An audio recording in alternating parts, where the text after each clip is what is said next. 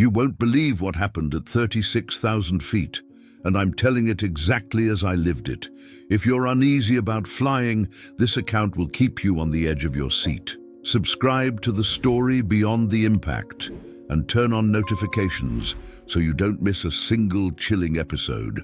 I'm First Officer Rafael Moreira, and I've crossed the Atlantic more times than I've crossed my own street back home. On the night everything bent, time, radios, even the map itself, I was in the right seat of a Boeing 777-200ER, Aurelia Airlines Flight 318 from Sao Paulo to Lisbon. Standard loading, long-range tanks topped. We projected 9 hours 50 en route with Santa Maria Oceanic handling most of the crossing. The captain, Vilela, was on his second thermos of coffee. The relief pilot, Costa, sat jump seat with his headset around his neck, leafing through the flight release. The sky ahead looked like polished obsidian. Smooth ride till the Azores, dispatch had written. Minimal convective activity. We ran the climb checklist, verified packs in auto, set Mach 84, and logged onto CPDLC with LPPO. Celcal check with Santa Maria returned crisp two-tone chime. Everything behaved textbook, which, if you've flown long enough, you'll know is when your skin should prickle. The airplane gets quiet in a way that isn't silence. It's expectation. An hour past the Brazilian coast, the cabin chief Larissa called. Rafa, weird thing. A passenger asked for hot water at 13F. The seat map shows no 13 on this aircraft. She probably meant 12F or 14F. I double-checked. She looked past me, said, "He prefers it boiling." Larissa laughed, but it sounded hollow. We both knew many airlines skip row 13. Ours did. Superstition baked into aluminum. I noted it because that's what pilots do when something edges the strange, but not yet impossible. You put it in a mental holding pattern and keep flying. 2 hours in, the FMC's ALTN page flashed when neither of us had pressed LSKs for it. Vilela frowned. "That's not us." On the scratch pad, a line appeared. ALTN route loaded. The exec light came on like a pupil dilating. "From who?" Costa asked, leaning in. I paged through. Our filed alternates were Lisbon Secondary Porto and Tertiary Tenerife, plausible for winds, fuel and medical. Now I saw a fourth, squatting between familiar codes like a stray letter in a password. ALTN, Leth 3 with waypoints Umbra, Mauso, Stykes. 5-letter fixes are normal. These felt like a joke from a dispatcher with a mythology degree. "Is Ops pranking us?" Costa asked. Vilela checked CPDLC messages. Nothing. I tried the data link request, confirm ALTN Umbra Mauso Stykes. The message spun in pending for a long minute, like a coin on a table that refuses to fall. Then it timed out. We reverted the route, but the exec light wouldn't extinguish. The magenta line on the ND trembled as if the airplane were shivering. At the same moment, the left engine made a low, almost mammalian sound, a groan you feel in your ribs more than you hear. Not a surge, not a stall, just the suggestion of a voice where only turbine should be. Larissa called again. The temperature in the aft galley dropped. My breath is fogging. Packs still on? Packs are fine, I said, scanning ICAs. Cabin temp zones were within limits. Recirc fans normal. SAT showed 53 degree. TAT matched. Nothing to explain fog. Also, she added quietly, someone's standing at L2 door. I thought it was Costa, but he's with you, right? I glanced back at the jump seat. Empty. Costa had slipped out moments earlier to stretch. Describe him, I said, already unbuckling. Tall, too tall. He's wrong in the way a shadow is wrong when you look at it too long. She tried to laugh again, failed. I'll move him. Don't, I said, hand on the cockpit door. I'm coming. Vilela shot me a look. 2 minutes, he said. Take the key. I pocketed the override key and stepped into the dim corridor. The airplane at night is a rosary of small lights, exit signs, seatbelt indicators, the muted glow from galley panels. Everything felt closer, as if the fuselage had shrunk a centimeter. A cart creaked on its own, rolling an inch then another against the gradient of the floor. When I reached L2, the door's viewport showed only black ocean and a scatter of stars. No man stood there, but on the aluminum kickplate, breath had bloomed into frost prints, oval, too high for a mouth, too low for a window, fog that had congealed into lace and slowly melted as I watched. Larissa's eyes were wide, palms rubbing her forearms. "Okay," I whispered. "Let's assume a pack valve is misbehaving. I'll ask maintenance at Lisbon to meet us." It sounded sane when I said it. Inside, my stomach coasted like the airplane in light chop. I returned to the flight deck to find Vilela craning toward the display. "Where's the airplane?" he asked, and I saw what he meant. Our position symbol was still centered, but the range rings had gone thin and grey, as if sketched onto milky glass. Beyond 40 miles, the map had no texture, no cloud tops, no faint landmass edge of Africa we'd begun to anticipate. Not yet, but soon. Just a smooth, depthless shade. "Iarus good," I said. "GPS nav." The green enunciations were reassuring as rosary beads, yet the exec light glared. When I pressed it, the legs page flickered, and for a frame that might have been imagination, every waypoint name turned into something I cannot write without feeling watched. When the flicker passed, UL-780 returned, and waypoints I knew, Mintu, Elsag, Taisel. Familiarity poured over me like warm water. We flew on. The radios hissed with normal HF static. The CPDLC refused to uplink our request. On 121.5, the guard frequency, someone keyed a mic and breathed, long and patient. I reached to switch frequencies. My hand stopped mid-air. The breathing matched the engine's low moan and the thin whistle in the air cycle machine. And for a heartbeat, I had the childish certainty that if I changed anything, the breathing would notice. "Santa Maria, Aurelia 318, position report," Vilela said, voice dry. Silence. "They're probably busy," he added. He was wrong. Santa Maria answered in our own voices. The transmission snapped tinny through the speakers. "Aurelia 318, position report," and every syllable was yes, our rhythm, even Vilela's slight Sao Paulo gravel. We stared at each other. I clicked the PTT. "Santa Maria, say again." The reply came, "Cleared direct Umbra, expect handoff beyond in 3. The word beyond, distorted, stretched like tape scraped by a fingernail. Costa slipped back into the jump seat and buckled in without a word. His face was wet, though he had no water. "Don't go back there," he said to me. "Whatever is standing at L2 now is crouching." Chapter 2. The alternate appears. We always tell passengers, turbulence is just rough air.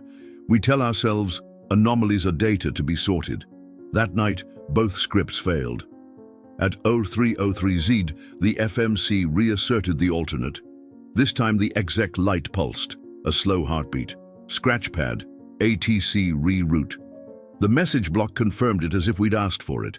Cleared Umbra Mauso Stykes, FL360 Mac 84. The crew alerting system remained downright cheerful, oblivious to the wheeze in our radios. Vilela looked at me. "Deny?" he asked. I didn't trust the word deny anymore. "Load it on Route 2, crossfill later," I said, hoping to quarantine the strangeness. He did. The second ND showed a magenta arrow veering into empty ocean. No airway annotation, no FIR boundary ticks, just a new line like a vein bruising a forearm. We tried calling company via SATCOM. The call connected, then delivered only our own cabin ambience. Ice in a glass, a yawn from 23C, Larissa whispering a prayer in Portuguese, the soft plick-plick of a galley drip. When the recording cut, a voice, mine, said, "Dispatch, copy?" in a tone I recognized from the day my father died, formal and very far away. "Rafa," Costa said, pointing. On the CDU, on the ALTN page, a fifth entry had appeared under the 4 we could explain, ILTN. Limbo with ETA depicted as Patu. Fuel predicted, SUFFICIENT spelled out, letter-spaced. The FMC doesn't do whimsical typography. The FMC certainly doesn't reassure. The air went colder. Condensation bled from the ceiling panels and crawled along the windows like fingers. The aisles took on a faint metallic scent. Old coins, broken batteries. We hit mechanical turbulence so sudden the overhead bins trembled, though the radar painted nothing but a flat field. Vilela snapped the seatbelt sign, and the chime plunged the cabin into that compliance hush you can feel through the cockpit door. "Let's go heading select," I said, and dialed 090. The airplane obeyed, but the magenta line refused to be left behind, ghosting our nose like a laser pointer on skin. I felt a pressure in the side of my head, as if a finger pressed behind the ear where the headset cushion hugged. "Look," Costa whispered. The standby compass, an old thing nestled above the glare shield, was turning on its own, indifferent to our heading, slow and inevitable, like an eyeball following prey. I toggled the PA. "Ladies and gentlemen, your crew anticipates a brief period of rough air. Please remain seated with seatbelts fastened." My voice sounded normal. It did not reach the cabin. The interphone light blinked, PA active, but Larissa called at the same time. We didn't hear the announcement. Behind her, something whispered, and she hissed, "Get away from the curtain." Then the line died. The cockpit door latch clicked. All three of us looked at it. It's an ordinary sound we normally don't notice after 100 cycles. This click carried intent. Vilela shook his head once. I reached for the deadbolt switch and found it already in lock. The door remembered a rule. The click came again anyway, polite as a doctor before a house call. We both flinched when the CPDLC printer spat a narrow ribbon of paper like a tongue. The message's header was a smear, a block of squares where the center should read ATC Center. The text below was clean. Maintain F360, Mach .84, all traffic proceeding via Umbra, report passing Mauso. There are ways to check authenticity, to track down which ground station uplinked what. We didn't do any of them. The paper felt warm and wrong between my fingers. When fear gets organized, it files itself in checklists. We reviewed fuel, we reviewed drift down, we revisited pressurization and the possibility that oxygen-rich brains were writing folklore onto instruments. All green, all banal. Meanwhile, the magenta arrow leaned right like a dog tugging a leash. We gave in. Vilela pressed exec. The airplane banked, smooth as a nod. Somewhere aft, a child began to cry, which meant a parent allowed themselves to weep through the child, because adults need permission too. At Umbra, no chime, no crossing beep, no change. But something in the air thickened. The horizon lost its razor. I felt the sensation of entering a huge room, how you know space surrounds you even with eyes closed. The stars brightened, then dimmed, as if we'd flown between panes of tinted glass. The ECAS blinked RMPL fail, then cleared itself, a hiccup from the radio management panel we could not reproduce. Larissa called again, whispering so softly I almost missed it. "He's in 13F now," she said, and I remembered we had no RAW 13. "He keeps asking the map on the bulkhead to find his stop." "What does he look like?" I asked, even though she had tried before. The line crackled.